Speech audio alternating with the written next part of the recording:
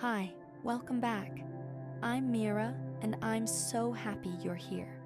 Take a breath, get comfortable, and let yourself slow down for a little while. Tonight's story is about a woman who spent almost her entire life waiting for the day she could finally begin living. Her name was Evelyn. For 38 years, Evelyn woke up before the sun.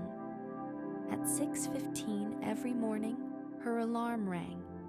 She made the same cup of coffee, packed the same kind of lunch, and drove 25 minutes to the accounting office where she had worked since she was 27 years old.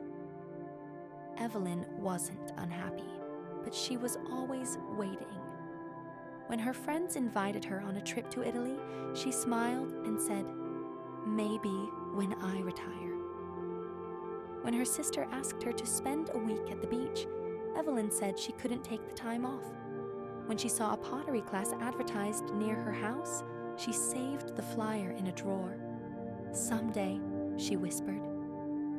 Someday became her favorite word. She saved carefully.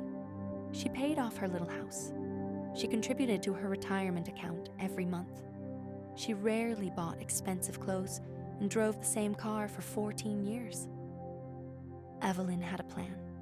At 65, she would retire. She would sleep without an alarm. She would finally take that trip to Italy. She would plant tomatoes in her backyard, learn pottery, read all the books sitting untouched on her shelves, and drink her morning coffee slowly instead of carrying it out to the door. For years, the thought of retirement kept her going. Then, 6 months before her retirement date, everything changed.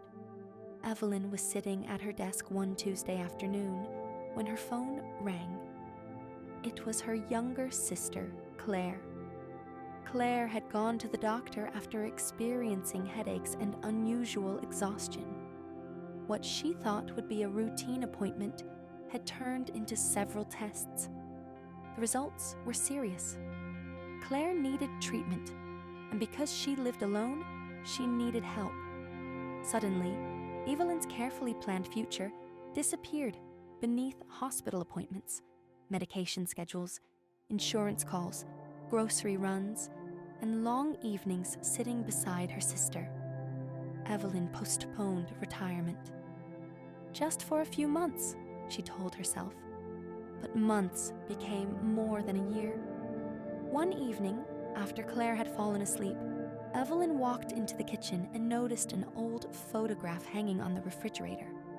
It was the two of them at 23 and 26, standing on a beach with sunburned noses and enormous smiles. Evelyn stared at it for a long time. Then she started crying. Not because she regretted taking care of Claire.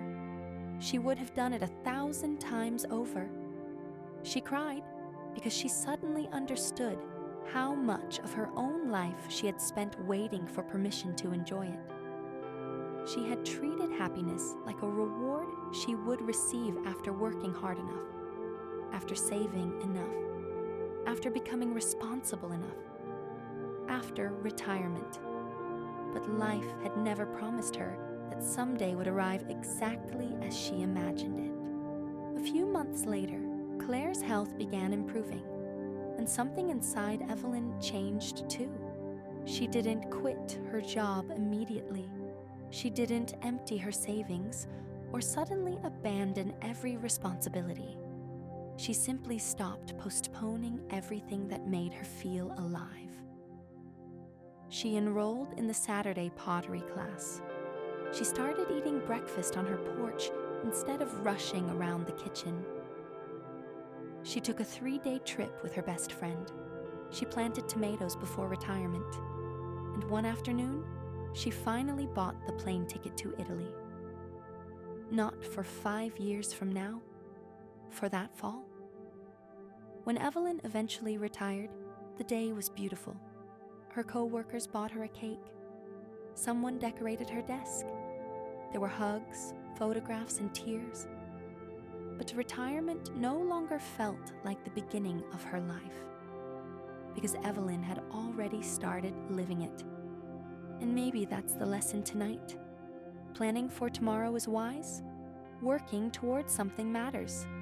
But be careful not to place your entire life inside the word someday. There will always be another goal, another bill, another responsibility, another reason to wait. You don't have to abandon your responsibilities to enjoy your life.